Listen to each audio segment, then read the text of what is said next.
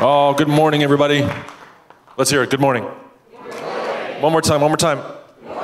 There we go, there we go. Welcome, welcome, welcome. Okay, I'm gonna pop right into it. We have some fantastic speakers lined up for you for this weekend, so get comfy, take lots of notes, which is really good to do. We might have time for questions at the end of certain talks. Think tweet versus blog when you're putting your question together, okay? Make sure it's a question. Think like 120 characters. That's a really good way to think about it. And if it starts with something like, when I was young, that's not a question. Just so you know, we're all on the same team, but just so you know, so we can get as many questions as possible into our fantastic speakers' time. Okay, every year I ask bizarre questions of our speakers to try to give you some insight into their psyche that you might not get from their Wikipedia page. This year's questions are, what was your childhood hiding place? What's your favorite candy bar? Do you prefer a shower or a bath? What would you name your boat? And finally, if you could know the answer to one question, what would you ask? So our very first speaker is Brian Polermo. He's an actor, a performer, a teacher, and an author. His talk is called How Do You Talk Logic to Those Who Don't Use It? His hiding place was a pecan tree that he had. He'd hide stuff up in the leaves, but apparently it was very sparse during part of the year, so it wasn't the best hiding place. He loves a good Twix bar, which is a great answer. That's his favorite candy bar, Twix. He prefers showers to baths. If he could name a boat, his boat would be called the Zephyr Jellyfish, just because it's ridiculous. And the question he would ask, if he could know the answer to any question, would be, how will my kids do? That was very sweet, very sweet. Please welcome Brian Polermo. Hey, thank you, George. Good morning.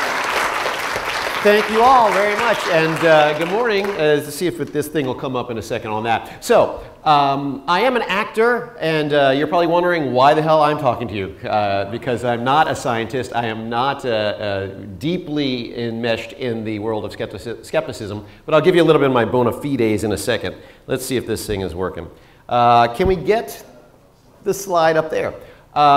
So the goals today, and you'll see that most of my slides are just cues for myself. The goals today are just to share some skills for communicating more effectively. So I am a big communication specialist. For the past 8 years, I've been working specifically with a lot of science, people across the science enterprises, helping them to communicate a little bit better. Scientists like yourself, why I was invited today, are logical thinkers, are linear thinkers, and sometimes not great communicators. That's a generalization, and I realize that. But I get brought in quite often to help people express their ideas to non-scientists. Currently I'm working with JPL. First time I'm working with astrophysicists, which is really neat, but they've got to pitch their ideas to the Pentagon. So the joke and sort of the reality is they're the A students and they're talking to the C students, but the C, and that's being generous, but the C, no, I don't mean to be so judgmental. This is just kind of how the world is. But the C students, of course, if JPL specifically doesn't achieve their goal, they don't get funded, and this is hundreds of billions of dollars. So it's a very big deal for them, obviously. They brought me in to help out with their communication. I'll touch on some others briefly. So today, this morning, my talk is just to share a couple of skills for communicating more effectively. This is my world as an actor. I think it's a little bit gross to self-promote, but that's what I've been doing for the past 20 years. I'm a professional actor. I'm supposedly good at connecting with people, connecting with audiences. I was in the Social Network is the top left there, or top right to you. And there I played a Harvard computer science professor. So I played smart scientific people, but in that scene, which is about a minute, maybe 90 seconds, I had to pronounce 2 of my words phonetically because I did not know what they meant. So this is who you're dealing with. 8 years ago, this guy, Randy Olson, approached me, and asked me to teach improv training, because that's my background, specifically comedic improv training, to a bunch of scientists here in the Santa Monica area. It was Heal the Bay and NRDC and several other aquatic scientists, because this guy used to be a marine biologist. He thought scientists could use a little bit of presentational training. So he brought me in as an experiment. It went very well, and for the past 8 years I've been doing this as a supplement to my acting career. I teach probably 4 or 5 different scientific communities or conferences a year. This afternoon I'm flying to Portland to work with a bunch of aquatic scientists for the next week. Randy's written these two books, Don't Be Such a Scientist, and Houston, we have a narrative. Narrative will give you the clue there that you need story to get your message across to an audience. Throwing a bunch of facts at people doesn't really work, and I think we know that. This is how I got involved in this world. I co-authored this book with Randy and a third author named Dory Barton, Connection, Hollywood Storytelling Meets Critical Thinking. So we were using story and improv as a way to just make your communications more effective across audiences. So Hollywood and theater in general goes back, 4,000 years. I don't have that degree either. But theater goes back forever. The reason it persists is because it gets its message across to audiences. So that was the idea there. This is just self-published. Don't be impressed. Challenges of communicating facts. All right, here we get to you guys more. Now it's more specific. It's very difficult to communicate facts. You don't have to read this. This is just my cue card. If you prefer to read this instead of looking at me, I understand. A lot of people don't get communication training, specifically in my science world. They work for 4 years their undergrad, 4 years for their postdoc or early scientist, and they're out in the swamps collecting samples, and they're doing stuff with stag beetles and poop, and they got their world, man. But they don't get a lot of communications training. So that's the first challenge for communicating hard facts and logic to people, is you don't get the effective training. Number two is the information itself can be very challenging. A lot of times you talk about technical stuff, technological stuff, things that are just beyond the layperson, the non-scientist. So the information itself is hard to communicate. Third, this is a big one, the fallacy, and this will apply to all of us as skeptics or just people who prefer, facts. Fallacy that talking equals communicating. It doesn't, okay? I am talking at you right now, and just because there is a sound being made and you have auditory receptors in your ears, it doesn't mean I'm communicating with you. I've got to put a lot of effort into really trying to get my message across. How do we actually engage on some of these skills to make you a better communicator? So talking at people doesn't work. You've got to use other skills, which we'll get to in this talk. The fallacy of the deficit model, that's one of my favorites. The idea that, okay, this group of people does not know X. So if I just say X in front of them, now they know. How does that apply to the people who believe that vaccines cause autism, or people deny climate change, or my favorite, the flat earthers? So they have a wealth of information that disproves their theory, but it doesn't convince them. I'm going to give you some tips and skills, hopefully that might make that a little bit easier. So the deficit model, people just because they don't have information doesn't mean once you present information will convince them. There's prejudicial stereotypes of smart people. I didn't really know this until I started working in the science world, but a lot of science people are considered arrogant or condescending or unnecessary. That's my favorite, is we don't need science.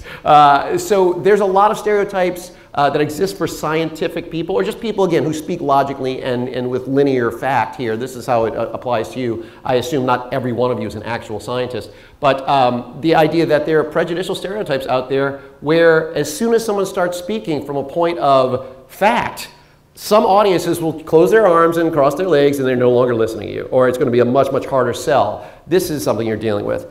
And then the null hypothesis of training. This is specifically to the science people, but you may be aware of it. As I understand it, and I'm not a scientist, my degree is in communications. I got a BA in communications. That's it. I'm always the least educated person in every conference I attend. The null hypothesis training. The idea in science is you state a theory and you assume there is absolutely no connection until you've proven it with evidence, multiply, peer-reviewed, and get published, all that stuff. You must assume there's no connection, which is necessary for science, which is important for science, and it is horrible for communication, all right? If you don't want to connect to somebody, you're never going to get your information across to them, nor will you hear from them. There'll just be no connection, and it's a very poor spot to try to communicate from. So that's a big thing.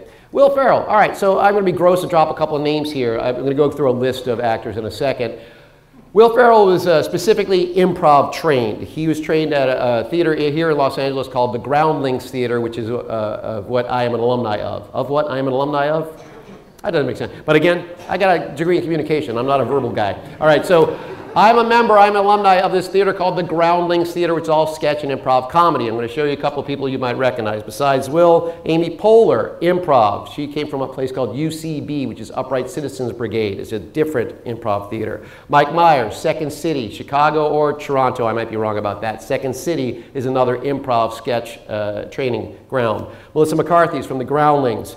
Tina Fey, Second City. Steve Carell, Second City. And Stephen Colbert, with a little nipple dance there, is also from Second City. All 4 out of the 6 bridesmaids are from the Groundlings. The co-writer of that movie, The Bridesmaids, also from the Groundlings. Last night, George mentioned in the panel Julia Sweeney, who's got a fantastic one-woman show and woman story about how she gave up her religion and became an atheist in a very, very thoughtful and sensitive and logical way. Julia Sweeney happens to be a Groundling as well. The reason I point out all these people is because they have great reach. They're specifically comedic, but they reach audiences, and part of their ability to do so is their ability to connect with their audiences and with their partners that they work with. That connection comes from improv training specifically. So it's not just theater games, it's not just theater training, it's improv theater games. And that's where I come from, and that's what I'm going to throw at you a little bit. So the skills that are necessary, and they are skills, to improvise are fundamentally those that form a connection with your partner and with the audience. And that connection maximizes your communication and your efficacy. I have to put that in for the scientists. So the idea, if you're doing a version of Romeo and Juliet anywhere in the world for the past 400 years, basically everybody gets it. Romeo and Juliet fall in love, everybody dies. All right, so that's I'm sorry if I spoiled that for whoever's not. But when you're improvising, no one gets it because there is no script. No one knows what you're going to say. No one knows who the characters are. No one knows anything. So you must communicate as clearly as possible, as effectively as possible with your partner that you might be making the scene up with and connected to the audience. That's why improv training lands, when you're trying to communicate interpersonally as well. That's what this morning is about. So briefly, science clients, these are just some of the people I've worked with in the past 8 years. JPL is ongoing, and I'm a big science nerd, so I love to be on lab over there, and I'm working with astrophysicists for the first time. It's really cool. ASLO is Association of Science of Limnology and Oceanography, so it's all my marine biologist people. I didn't know what limnology was. I had to look it up. All these others I've worked with over the years, some multiply. Corporate clients, just very briefly, again, all this is sort of my credentials. I've personally worked for all these companies teaching this similar seminar. A lot of it is more up on your feet doing exercises, more than we'll do today is more of a presentation, more of a talk this morning. But I've worked for all of them. The reason I point it out is they all pay money for this improv training, okay? That's because it is effective. They see the effect that it has. They value it, and they bring in improv trainers such as myself.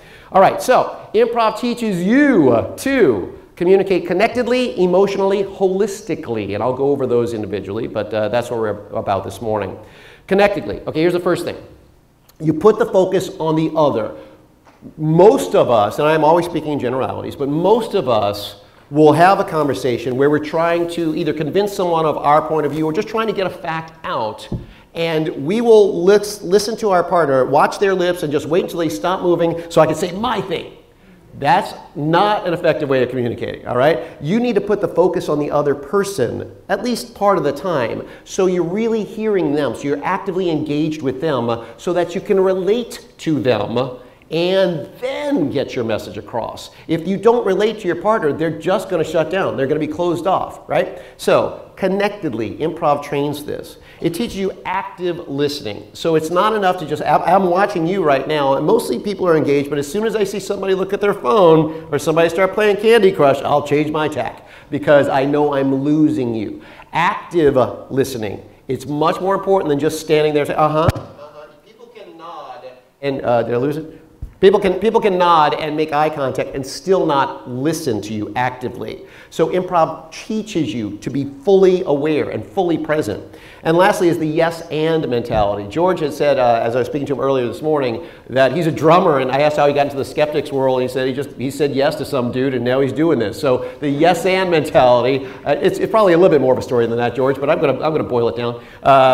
The yes and mentality, this is the most fundamental aspect of improv. Because there is no script, You must work with your partner. You must agree with them and add to their idea.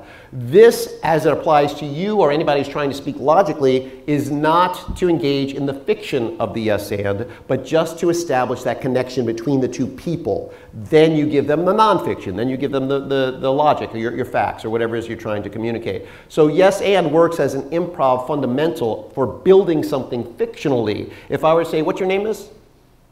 Yeah, I woke you up on person. I'm such a dick. I'm sorry, what's your name? Eva? Hi, Eva. So if Eva and I were talking and we're just playing the fictional game of yes and, then Eva says, I'm flying a hot air balloon. I'd say, yes, we're in a hot air balloon and I'm throwing pies off of the basket. She'll have to add to that, yes, we're throwing pies off the basket and we're throwing paper airplanes that are folded out of $100 bills. Whatever. You go with the fiction of it, adding to it, agreeing with your partner. Most of us come from a place of, well, I'm just going to talk about my realistic, logical, linear fact. And if you start bringing up fictional stuff, I'm out. I get that. What my point is, build the connection first with your partner or whomever you're speaking with so that you are more effective with your communication. So let's do, all this training, all the stuff, the tips I'm going to throw at you is so that you can relate and validate people before you try to change minds. The validate thing I'll come back to, but it's about being relatable. It's very gratifying to try to shut somebody down who's got an idea that's false. And I always go back to the flat earthers because they're my favorite target. And I realize I've looked into it. Some flat earthers are aware. They join for ironic reasons, just to get a t-shirt or what have you. Some people actually, genuinely, literally believe that the earth is flat. So it's very gratifying to me to say, you are an idiot. That feels good, it's very cathartic, but it does not help your message. It does not change their minds, all right? So the idea of relating and validating. You have to relate to another person as a person. So you're just a person, they're just a person. I would suggest they are wrong in that belief, but I'm not going to say they're an idiot or a Cro-Magnon or they're unable to grasp a fact. As soon as you do, you're the antagonist, you're not going to be listened to at all. So relating to another person, at least as another person. This is very powerful communicative skill. This is a very powerful communicative skill. I was in Italy years ago. I'm from New Orleans. I'm a New Orleans Saints fan, which is a football team, if you're not familiar. Saw a guy in Rome with a New Orleans Saints cap. I don't know the guy at all, but across the piazza is like, yeah, who that, man? I'm already a fan of his. I like this guy just because he's wearing a hat that I relate to. This dude could have been a murderer or a kitten kidnapper. He could have been the worst person on the earth. But he wore a hat that I liked, so I liked him. Relatable, all right? Go bring that down. Just you want to be humans. Often we think that people who don't share our factual worldview are less than.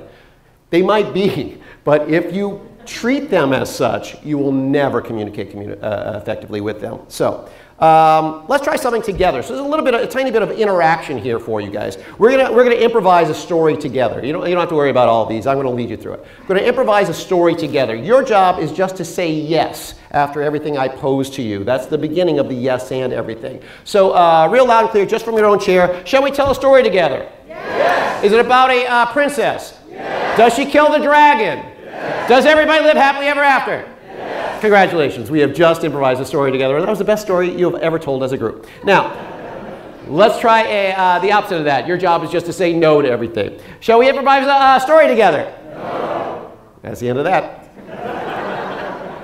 No princess, no dragon, no happy ending, no nothing, no connection when you shut people down. You just shut it down. And that is very often our initial response. Somebody tells me they believe that the earth is flat. I can't wait to tell them they're wrong and stupid. And that does not help your communication. So that's the idea of this yes and thing. I'm not trying to get you to play along with someone. I'm not saying that you must agree with flat earthers. I'm just saying connect with these people so that you can communicate more effectively. I need a couple of volunteers to come up, just 3 people. George, I may make you do it, but just 3 people to say a couple of words. It's very, very simple. Come on. I don't have a lot of time. Come on up. George, please come up. Somebody, yes, thank you, sir. Come on. Is Pascal? Yeah, great. I just made up that name. Fantastic. You come up, miss. Right here on the stage, please. Just right up on the first step. Thank you so much. Round of applause for the volunteers. Yes, come on. Go. We can even do 4 if it comes. Don't run. Okay, lady. All right. So right up the stairs. We're going to do something called last letter. It's a very simple improv game that forces you to listen actively. So how this works is, and what's your name? Thank you, Catherine. George is going to say a word, or I'll say a word, any word, such as door, floor, camera, screen, light, doesn't matter. For the example, I'll say the word light. George then has to listen to my word, determine the last letter of that word, turn to Catherine, and give her a new word that begins with that last letter. For the example of light being a T, you could say any T word, George, such as the drink T, the golf equipment T, any word that begins with T. Turtle, turkey, whatever, anything that begins with Tom, it doesn't matter. Say Tom for the example, Catherine. So if George had said Tom to Catherine, she would determine the last letter is an M. She would turn to Pascal and give any M word. And Mexico, mother. What is it? Mother. Mother. Excellent. I thought you said murder for a second, so I'm glad that turned. Good, good, good. Mother would be great. Pascal, you would take the R. All right, so that's you guys get the mechanics of this?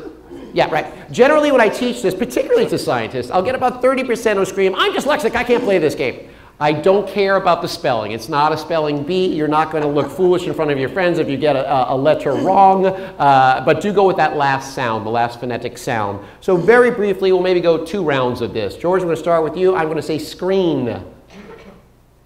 Nihilism. All right. Could also have gone with show off or pretentious, but yeah, that's not. Nihilism. Murder. Murder, there it is. Rascal. Rascal, very good. And this is not a stream of consciousness. They don't have to connect, but off of rascal, George. Oh, light show. What is it? Light show. Light show. Light show. Light show, thank you. Wormwood. Wormwood, great. Defenestration. Oh, all right, great. Give a round of applause, everybody. Thank you very much. You may sit back down. Do be careful on the stairs there, guys. Thank you, George. While they are seating, I'll kind of unpack that, debrief it a little bit. The idea of that last letter game forces you to listen to your partner. You cannot shut them down and think about what you're going to say next because you don't know what your first letter is until you actively listen to your partner. It's a very basic improv game, but it forces active listening. And it's a great exercise, and you'll be surprised sometimes it's very, very hard to do. You guys did an excellent job. It's also not a stream of consciousness game, but I like that it became Murderous Rascals and Light Show. So whatever it is, it's an active listening, it's a connecting with your partner. This is all interpersonal skills as well as dealing with an audience, although you're not doing letter by letter. All right, next thing is a yes and game. I need 2 people to come up and I'm going to do an exercise for about 60 seconds of yes and. Who didn't get to come up for the last one and you're dying to come up? Yes, thank you. Come on, you 2 people. I love it. Are you guys a couple? Yes. Oh, fantastic. Oh, good. You got the yes part. What's the, yeah, very good. Watch your step, come on up. And tell me your names, please. Judy. Judy and? Dave. Judy and Dave. Give them a round of applause. Thank you, Judy and Dave. Really appreciate it. And yeah, Dave, you can pass the board. So how this works is just the yes and exercise. It's a fictional exercise. It's a thought experiment. I'm going to explain it a little bit so you can put your hand down. I don't want you to get tired. It's just a matter of connecting with your partner by listening to them and going along with the fictional thought experiment. So I'm going to give you a setup. I'll come to you, Dave, first. Dave and Judy. I'll come to Dave first. I'll say something such as, last year we went camping in the woods. That's the setup. After that, you 2 are going to just take a sentence each, back and forth a few times, and build this story about camping in the woods wherever it goes. But you must use the transitional phrase, yes, and we. Then you will improvise the next little line of what happened on the camping trip. So it might look like this. Last year we went camping in the woods. Yes, and we set up the tent. Yes, and we cooked some fresh fish. Yes, and we threw the bones in the bushes. Yes, and we ran away from the bear. Whatever, all right? So there's no right or wrong on this. It's just the exercise of connecting with your partner there. Questions on the mechanics of that? Wonderful. All right, so let's throw something. I'll say last year we went scuba diving in Belize. Add to that, please, Dave. And we saw a whale shark. Yes, and.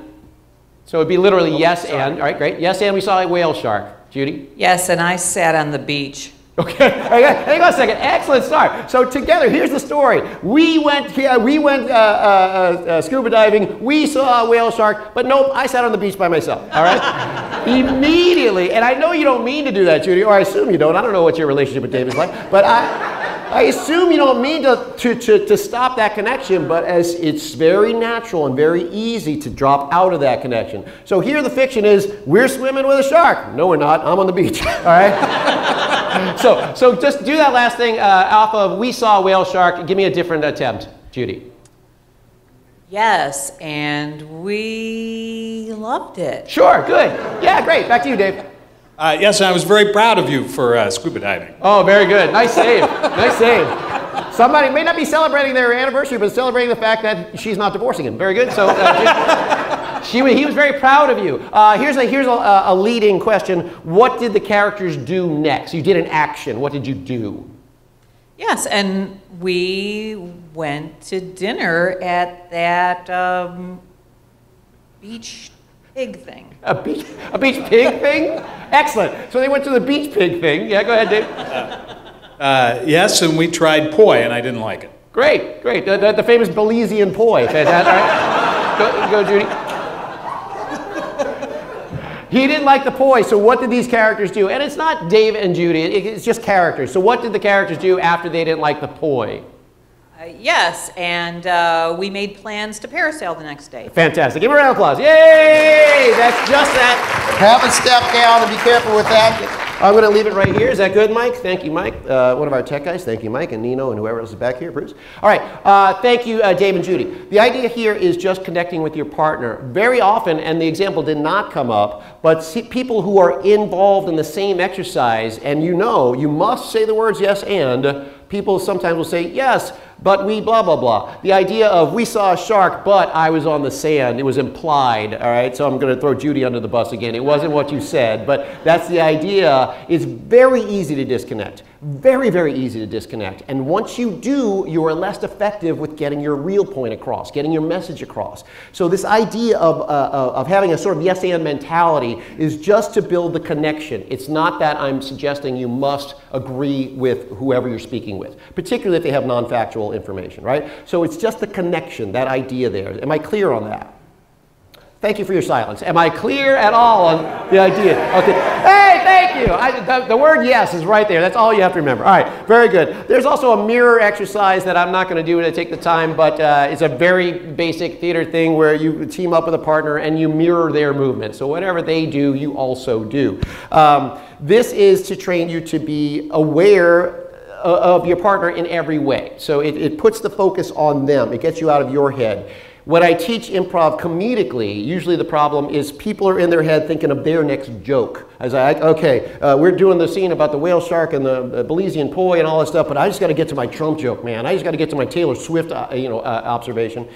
People are in their own head, and as soon as you are, you're disconnecting from your audience or your partner, and you're less effective as a communicator, right? So you got to stay actively engaged. All right, emotionally, this is a big one. Huge one in the science world. It used to be, and although I can report it's getting better, it used to be that if any scientific speaker, and again, I'll apply this to you guys as logical thinkers and linear thinkers, factual thinkers, if anybody used any emotionality at all, they were seen as less credible because they were seen as less rational. So, from the beginning of science, as far as I know, up to a very recent time, scientific speakers were trained to not use any emotion whatsoever. However, that is a very bad way to communicate. You're not going to connect to your audience. I always use the vaccines cause autism trope as an example for this one, because why that persists, pardon me, I'm spitting, why that persists is that it's an emotional story. When you see a parent or a couple parents on Oprah or some talk show and they've got an autistic child, it immediately affects the viewer in an emotional way. So even though this has been disproven that vaccines cause autism, the guy who created that has been lost his medical license, I believe, in the UK. Is that true, UK guy? Yeah, that's terrific. All right, good. So notice how I just throw it to UK guy. Everybody, yeah. You learned the yes part. Good. All right. Even though it's debunked completely, it persists because it's an emotional story. As you're watching that, you feel sympathy for the parents and the family. You feel pity for the child. You feel fear that it might happen to your family or yourself. You feel rage and anger at Big Pharma for doing this to you or whatever. All these emotions supersede the facts that this has been disproven. So that's my favorite example on this, is emotion is a more effective communicative tool than just facts. This is not new. I assume you guys have heard this before, but I want to restate it and remind you of it. Stay from your chairs now, everybody. I want you to engage in this. It's a thought experiment. If you're at a party with 100 random people, and think of something that is a very important fact for you, either the vaccine idea or global warming deniers, or something that's an important fact to you, and you're speaking to 100 random people, how many of them do you think share your exact same knowledge of that subject, subject X? Your exact same experiences, your exact same life, all the education you put into it, the exact same knowledge that you have. Generally, when I do this with science artists, I'll say, science audience, pardon me, I'll say, who shares your splendid esoteric obscurity of whatever your career is? It's like, I'm an astrogeological, blah, blah, biological. The marine biologists always have geo, bio, blah, blah, blah, blah, blah, all put together. They've studied for a long time, and they deserve it. But if you're talking to 100 random people, how many do you think share your knowledge? Usually I get zero. Usually I get zero. Pascal, who's one of our speakers, is going to tell you all about it later. So let's just be generous and say 1% of that 100. Somebody else shares your knowledge. How many of that 100 hypothetical do you think even share a basic curiosity about what your thing is? Generally that goes up to 3 or 4 or 5%. I'm going to be generous and say 5%. Now, how many of that random 100 have emotions?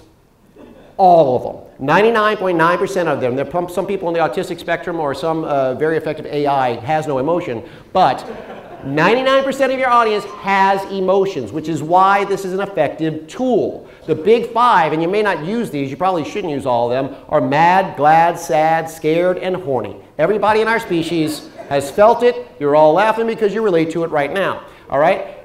Emotion is a way to connect to somebody. It's a way to relate to somebody. Even if you disagree with everything they believe, everything they say, you both have felt fear. You both have felt happiness. You both have felt anger, whatever. These emotions are a way to connect with your partner, right?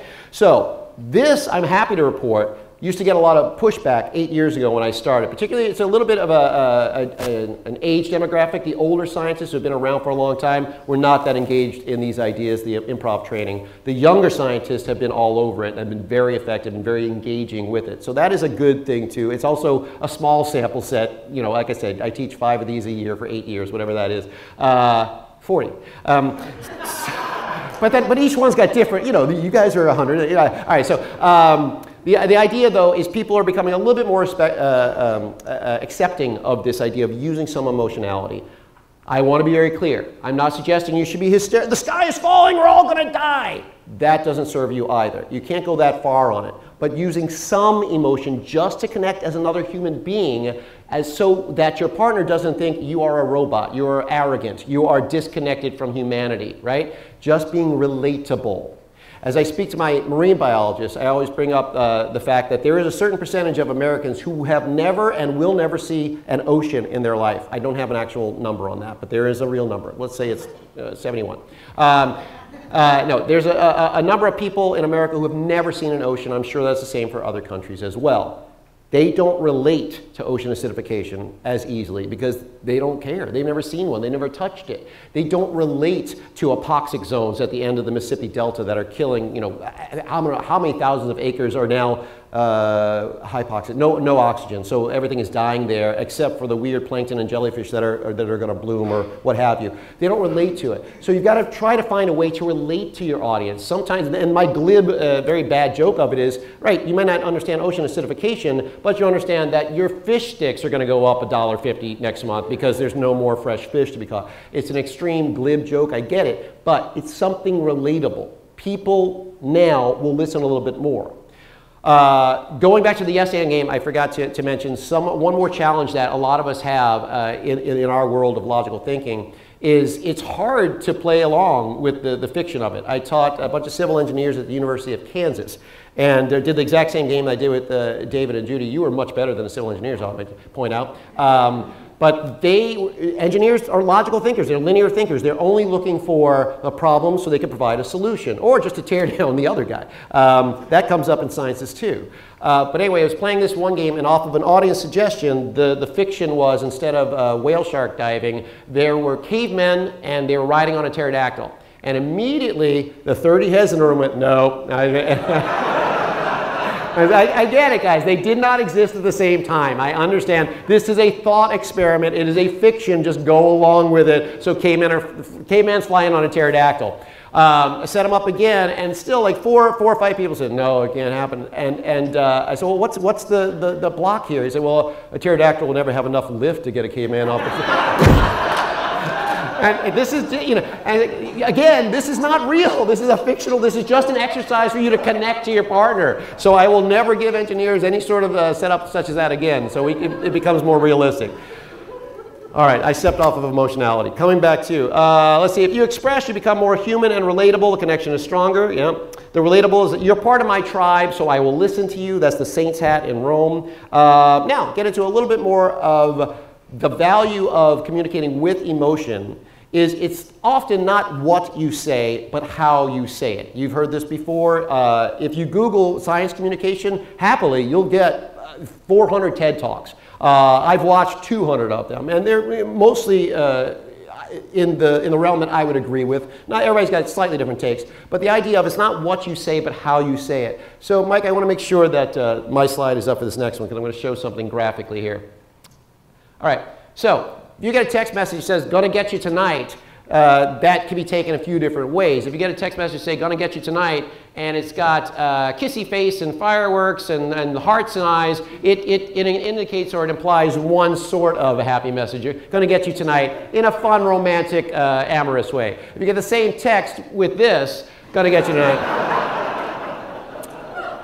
Exact same words, very different message, all right? So it's not what you say, it's how you say it, all right? So this is where emotionality comes in, and just putting on a happy face, or just at least an accepting face. I don't want anybody to pretend to be something different, but if you're trying to make a point to someone who doesn't believe in facts, you cannot become aggressive or antagonistic or looking down on them. That will lose them immediately. So again, not always what you say. The words are one piece of information. How you deliver those words are almost more important. Sometimes it is more important. This is, incidentally, exactly why emoticons and emojis were created. Were to add emotional context to a text-only medium, because text-only can be confusing. People can see it the way they want to see it, and those examples should give you an idea. All right, so let's try something. What's my timing? Anybody got a watch, a clock? What's the time here? What is it? 10 minutes? Terrific. All right, I'm going to change your world in 10 minutes. From your own chair. So nobody has to get up in front of anybody and be embarrassed, because public speaking is a huge challenge as well. But from your own chair, I'm going to run you through one or two emotional adjustments. By that I mean, I want you to try to express an emotion that I assign to you just with your face, maybe with your gestures, but it's non-verbal, non-vocal. You're not going to say, I am overjoyed. I want you to see it on your face. The cameras are all pointing at me. Don't worry about this. This is not live stream or anything. And the lights are in my eyes in such a way that I can't even see you. I want you to practice expressing an emotion with your face, with your expressions, with your gestures. That's it, right? We're going to do 2 seconds of one, then we'll switch it, do 2 more seconds. I want you to physically engage in this and actually do it, because as you do, I've been taught, it's a neurological, mechanistic process. Your brain is making different connections and you're doing something different. I'm not just talking at you, because that is not as effective as experiential learning, as experiencing this idea of, okay, this is how I'm going to communicate. So everybody, from your chairs, just do what you're willing to do. I want you to express overjoyed. And that's a very, very big, it's not just, oh, I'm happy, there was coffee that I like. It's, you're overjoyed! Go, everybody, let me see it. Excellent. Okay, good. I was bringing it up. So now, instead of nonverbal, you can add a sound to it, but it's got to be an emotional sound. You're not saying, I am overjoyed. Don't just speak it, play it out, but make an overjoyed sound with it. Now, the next thing is, you are infuriated. Go. Oh, Terrell. Excellent. There's a lot of bears in the house. All right. You are grief-stricken. Go. Good. Leave it. You are flirtatious. Go. Oh, I'll meet you after the conference. All right. Good. Just the idea of putting some effort into the physical way that you express yourself. And what I've also learned over my science years is as soon as you put energy into how you present yourself, your logical brain activity goes down a little bit. This is a guy named Uri Hassan, I think from Princeton. He's been shoving people into an fMRI, and then he does experiments with them, and he can literally see the parts of the brain that activate or get more excited, I suppose. He's got this study that when your brain is working on logical things, your ability to present goes down. When you're presenting, your ability to think logically goes down. So that's an interesting note there.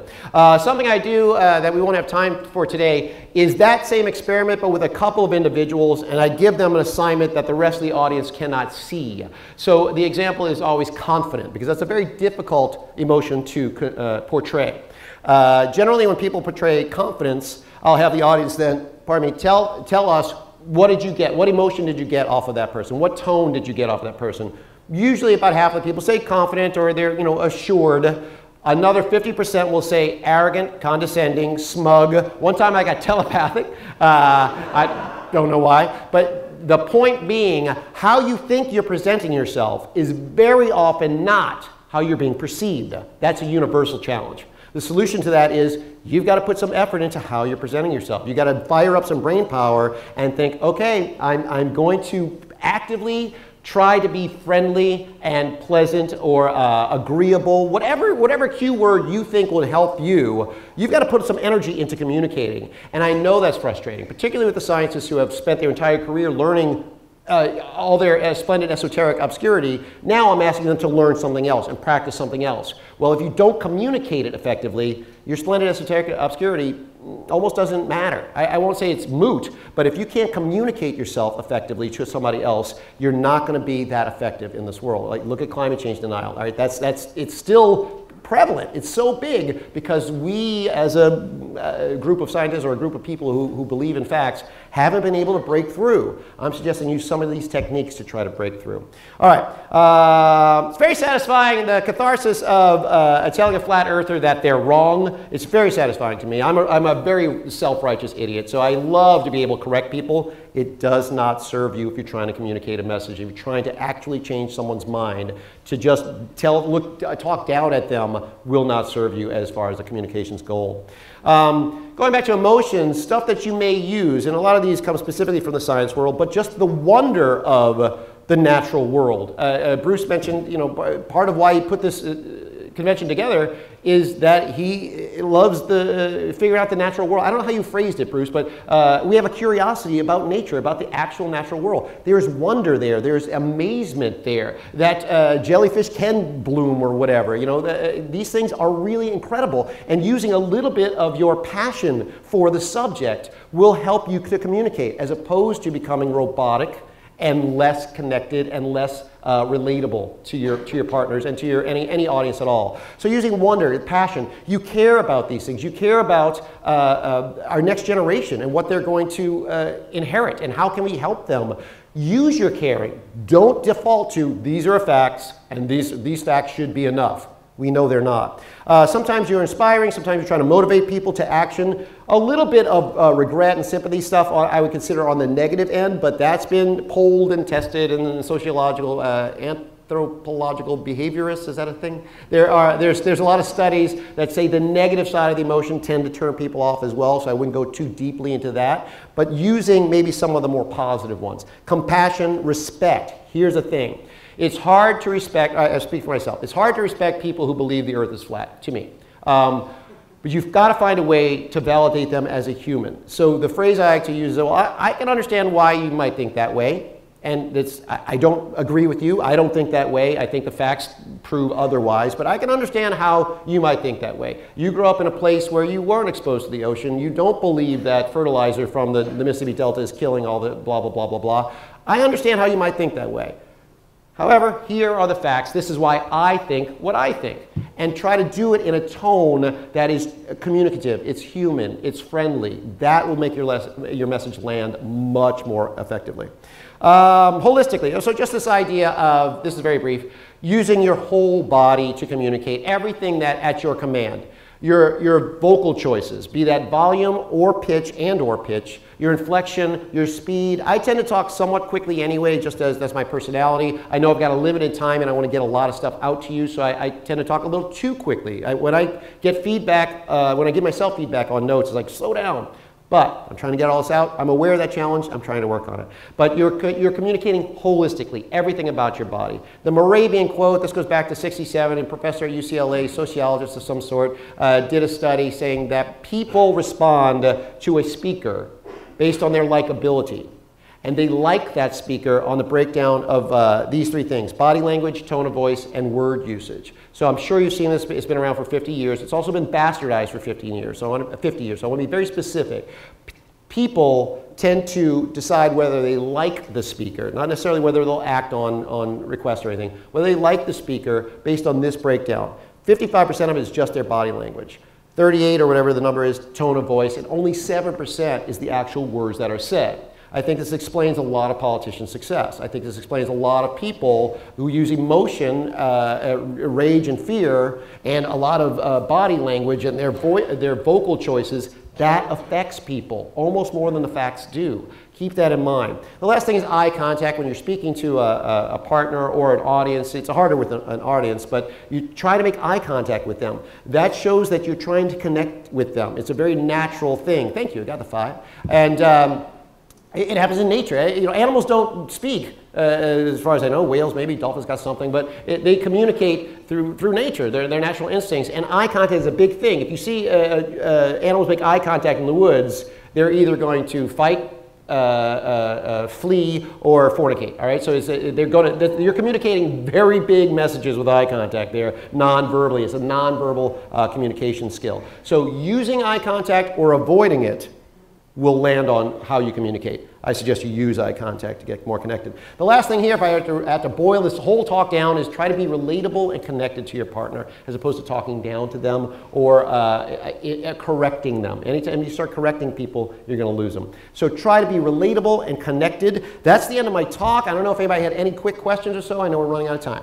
I have one question for you, actually. There's this debate about, is it okay to punch a Nazi? Yes, yes. I don't know the debate, but my glib response is yes. But so yes and. No, the question is yes and kick them, yes and drown them in poi. Right.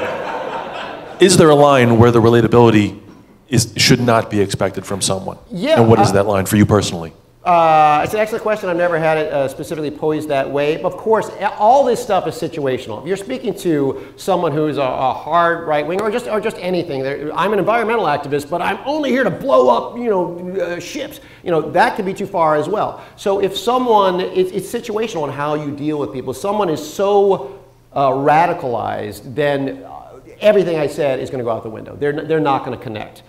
You hope to find somebody in the Overton window, which I learned last night at the panel, and I had to go look up last night after I got home.